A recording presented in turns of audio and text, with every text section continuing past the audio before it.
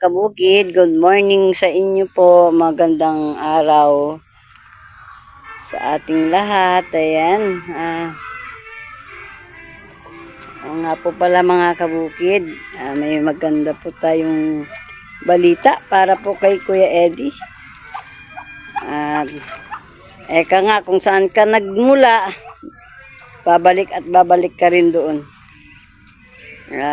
Andito po kami ulit sa kung saan nanggaling po si Kuya Eding nagtatanim ng palay, yung nakipagporsyentuhan po siya noon ng mga panahon pa po na hindi pa po namin kilala yung aming dating amo. At kami ay babalik dito sa lugar na ito, pero po nasa ibang amo po kami uli. At kaibigan din po namin ito at matagal na rin na nakikilala at kilala na rin po kami mag-asawa nung magiging boss namin ni Kuya Eddie rito. Maliit pa lang ang mga anak nila noong mga panahon na yon. Kami ay kanilang na kikita dito sa araw-araw. Sa kanila kami kumukuha ng aming budget. Siya na po yung boss ni Kuya Eddie. Siyempre, kasama na po tayo dyan. Dahil ako po yung makakasama ni Kuya Eddie.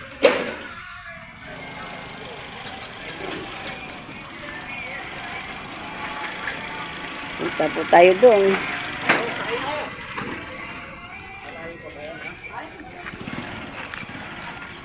Vlog ka ba? Kuya Eddie. Mauna po sila doon at ako'y maglalakad muna. At lilibutin ko lang ulit ng aking mga mata. Tatanawin ko lang ulit ito. Babalikan ko ng mga panahon na yon. At salamat. At ako po'y magpapasalamat ng marami higit sa lahat sa ating Panginoon. At talagang napakabuti niya sa amin.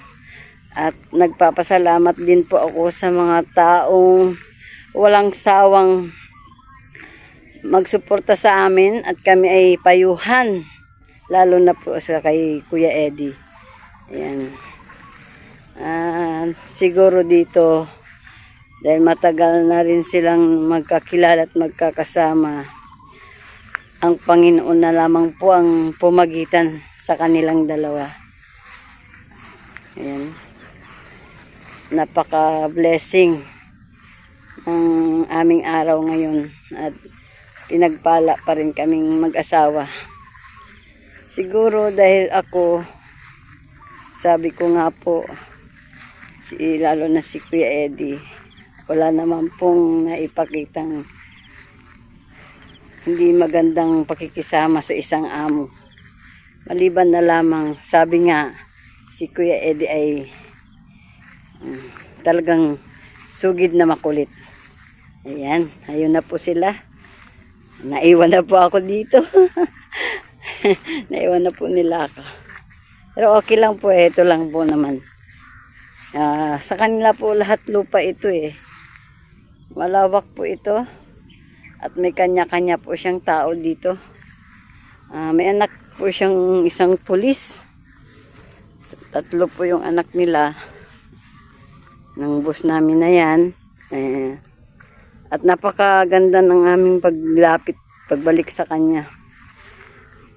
At talagang mahal niya talaga si Eddie. Isang message ko lang. Talagang ang sagot niya ay pumunta kayo rito ng maaga.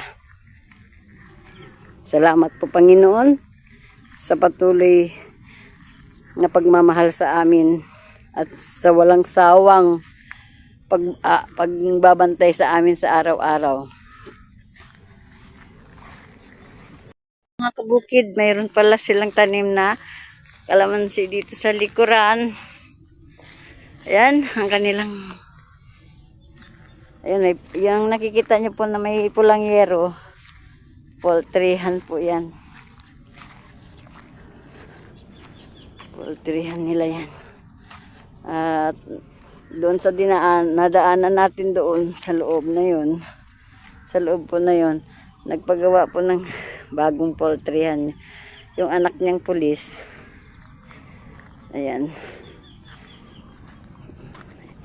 Bago pa lang po yung kalamansi nilang pinatanim dito.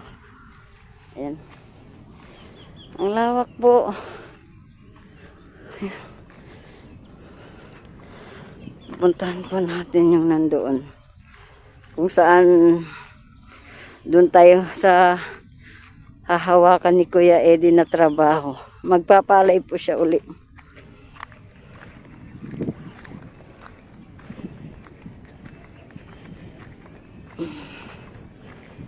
Nako, na-miss ko ang lugar na to.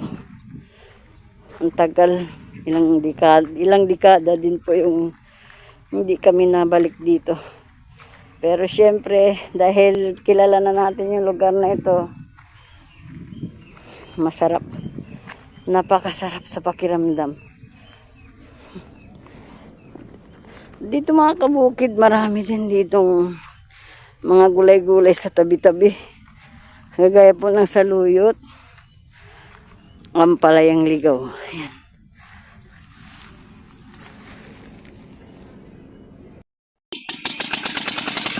Ayan po. Napaandar na ni Kuya Eddie ang kanyang gagamitin. Magpapatubig ko siya.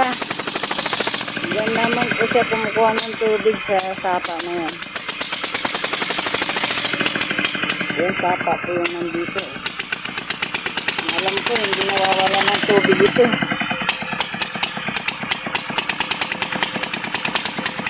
Sapa po na yan. Hindi nawawala ng tubig.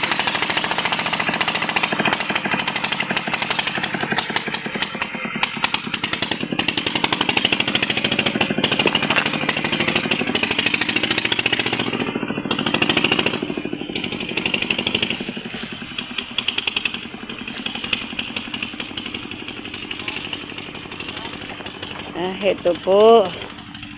Ito po ang anuhan ni Kuya Eddie. Paglalagyan po niya ng palay. Ito po. Itong pwesto po na to.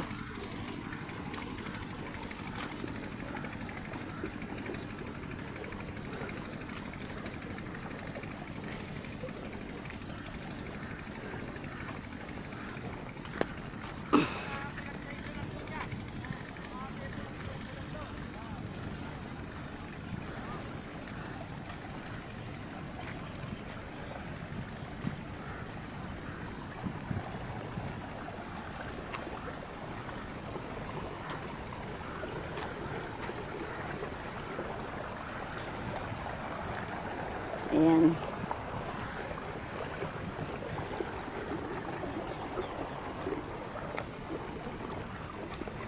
And salamat ng marami Panginoon. At sa kabila ng mga pagsubok na aming nararanasan, talagang ako po ay buo ang aking pananampalata, buo pong aking pananampalataya sa inyo, Panginoon, at hindi nyo kami pinapabayaan ni Kuya Eddie at ang aking pamilya. Ayan. Ito po ang paglalagyan ni Kuya Eddie ng palay. Ay, dinadala. Ano na lang pala niya.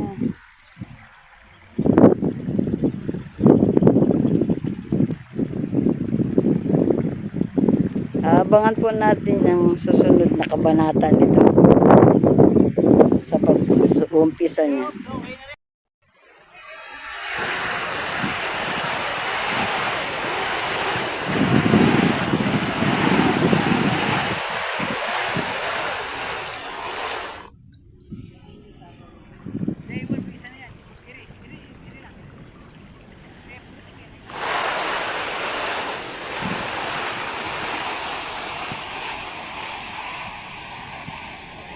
Yun po ang kasama ni Kuya Eddie na naghihila. Yun po ang boss namin. Pero syempre po, pasensya na po. Hindi po sila kuha sa kamera. Kaya medyo hanggang dyan lang po tayo ang ating kaya. Pasensya na po ha. At meron tayong kanya-kanyang private or privacy. Eka nga.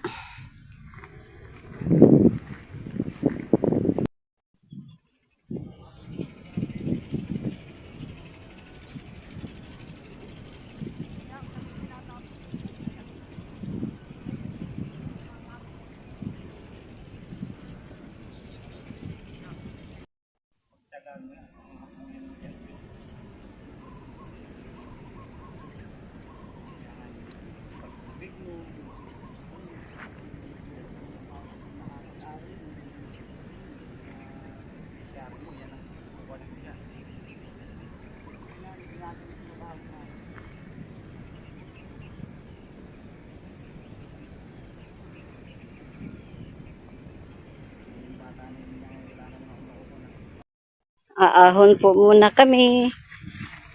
Kami po ay maggagayak muna ng aming kabuhayan. At iniwan lang po ni Kuya Eddie na umaandar po yung makina para doon sa pagpapatubig niya. Binabasa niya po yung lupang anong gagawin muna dyan pa? Paroroto? Paroroto muna. Tubigan ko muna. Oo. Ayan. Pag natubigin nyo yan, bukas rurutuin eh. Pag nalaganas na ngayon yan. Mabilis naman kaya yun, malagyan. Oo na, laki ng laki ng hose niya, parang katawan ni Anaconda yun ah. Grabe. Takot nga ako kanina, kala ko sawa na yun na umahon eh. Ito po, kasamahan pa po ito ng lupang ito, napakahaba po. Lawak ng lupa ini Bossing. Ang tawag po pala namin doon sa amo namin na yan, si Kuyang Dado po. Yan, matagal na rin po namin kaibigan at suki sa tindahan nila. Mula noon pa po. Nagsisimula pa lang kami ni Kuya Eddie sa buhay. Dito po kami ni Kuya Eddie halos namuhay. At dito rin po namin kinuha ang pinuhunan namin para sa aming mga anak nung panahon na yun. Yan, tara muna po dito sa baryo, aahon muna tayo. Ayan mga kabukid, mayroon nga po palang tanim din na kalamansi si Kuya Dado. Ayan, ito po, mahigit po 1 hektarya din po itong tinaniman nila. Ayan, tara po doon, tingnan po natin ang kanilang pamimitas. Meron na po pala dyan.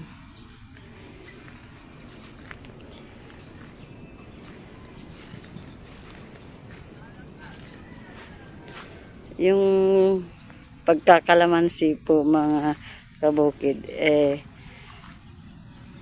kung pag-uusapan lang, ito po yung magandang pag-aani pagdating sa kalamansi, kasi kahit po bulto po ang kita mo rito, bababa man o tataas ang presyo, bumababa din po ang ibig ko sabihin, pero hindi po ganun ka grabe. Kaya mas maganda po talaga mayroon tayong kahit pa paano mayroon po tayong kalamansi. Ito po yung pagkakalamansi, kasi ang nabibilang po natin dito taon bago po tayo makapag-harvest, makapagpapabunga. Baga sa mga kabukid, pahalaw-halaw pa lang po. Tingnan yung dami pong bunga.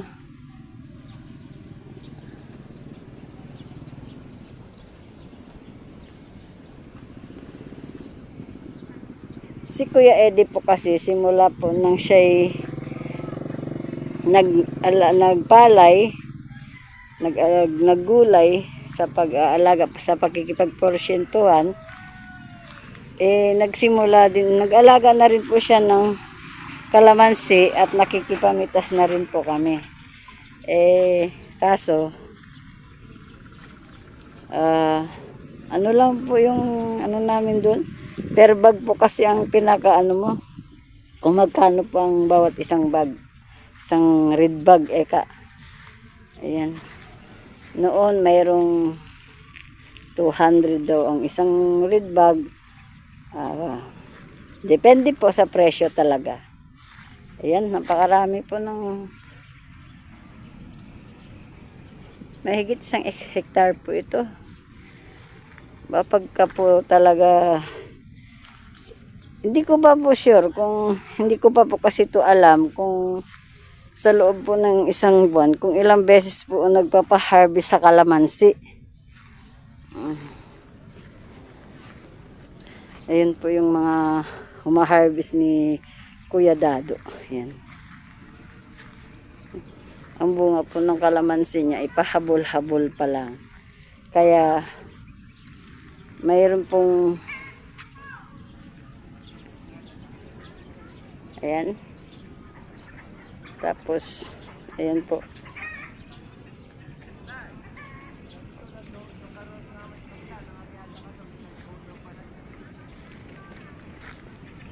Malawak po yung kalamansian niya talaga, ano.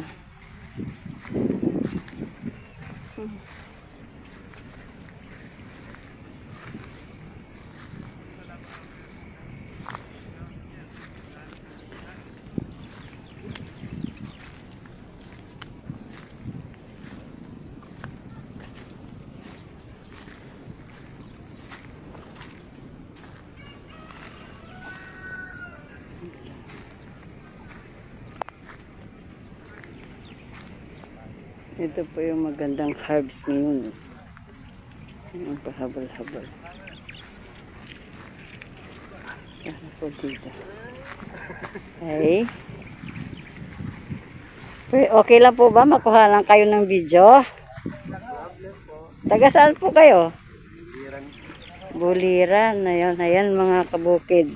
Ang mamimitas po ni Kuyang Dado ay taga Buliran po sila.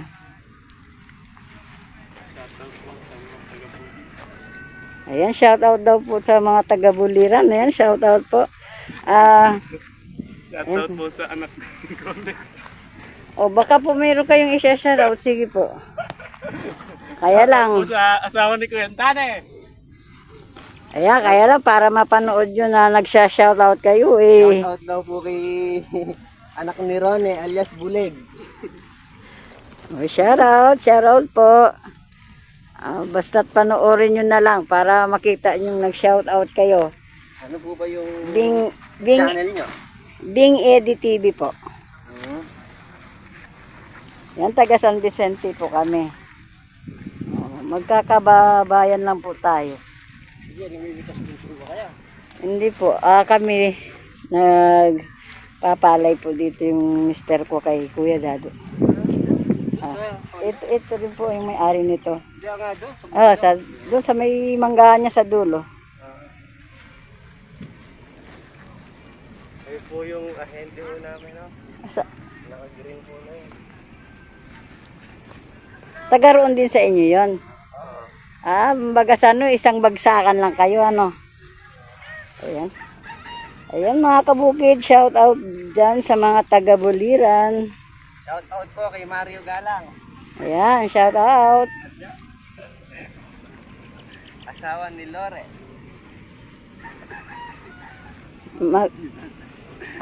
Magandang ano ng kalamansi ni Kuya Dado kasi pahabol-habol ang bunga niya sa paglaki. Ayan. Mayroong pitasin na, mayroong Oo. Magkano naman po nakakahiya magtanong lang po ako. Magkano po yung bawat per bag po kayo dyan? Lagong po kami. Lagom. Kung gaano po. Magpera bagat, may hinas ko. Ganun ba? Ano sa nagaganon, wala nakapunta. Paano pa pag lagom? Kumbaga saan maghahati-hati kayo, ganon? Okay, maganda naman po pala. Pero kung medyo mabilis-bilis kayo, Yun ho, magbilis. Yung magbilis ho pagod kasi talaga nagkakanya-kanya. okay. Ayun o, nagkulay dilaw na sa ilalim. Nalalagay. Pwede. Ano kung may mahihilip doon, ang mga lao ng kulit. Ayan. Marami silang magkakasama pala. Ang baga sa lagom sila sa kanilang kikitain na yan. Meron pa palang alanganin doon sa dulo. Ito ang kainaman pag malinis, mabilis ang trabaho nila. Oh. Mabilis nilang makita yung mga bungang pitasin na. Mayroon po masukal, mamaya may ano po eh. Oo, yun nga po, ano. Hindi naman yung napapansin niya ano po kung di gumalaw. Opo. Ayan. Ito. Alanganin ito.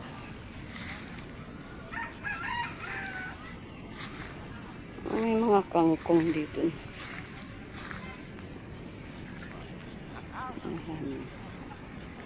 May nagsha-shoutout pa po doon sa dulo.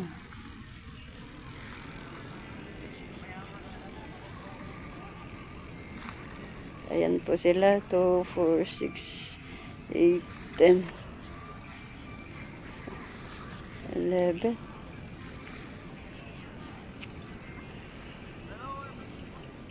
Ikaw ba kayo maano rin eh?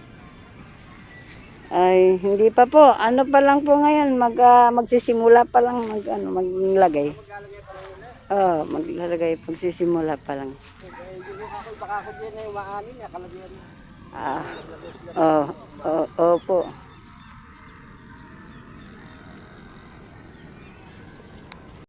Ako.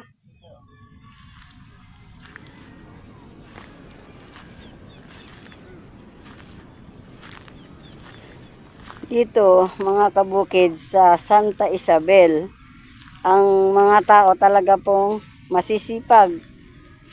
Mapatag araw, mapatag ulan. Meron na po silang ibig ko po sabihin, meron na po silang hina-harvest. Kagaya, ito ang ganda, ang laki. Ang laki. Itasin na rin po. Pagkakalooban po ng Panginoon, magandang harvest ngayon ni Kuya. Ayan.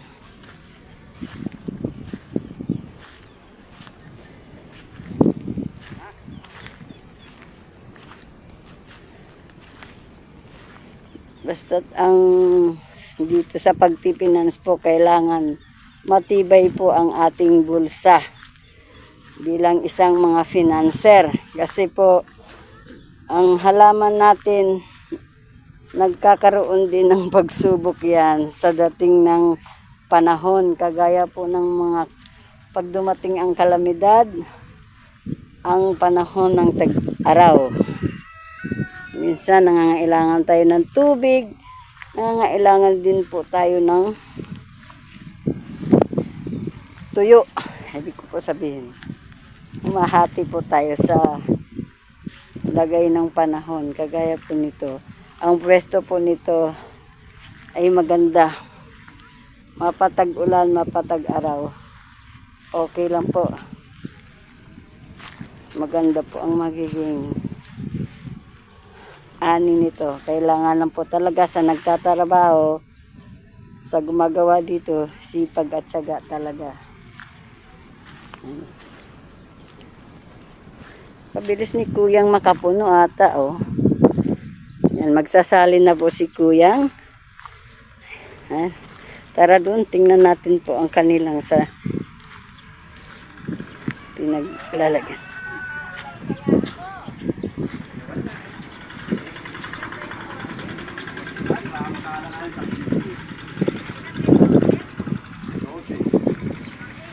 Kailangan ako sa ako, baka po ako marami, mabili, wala kahit sa akin.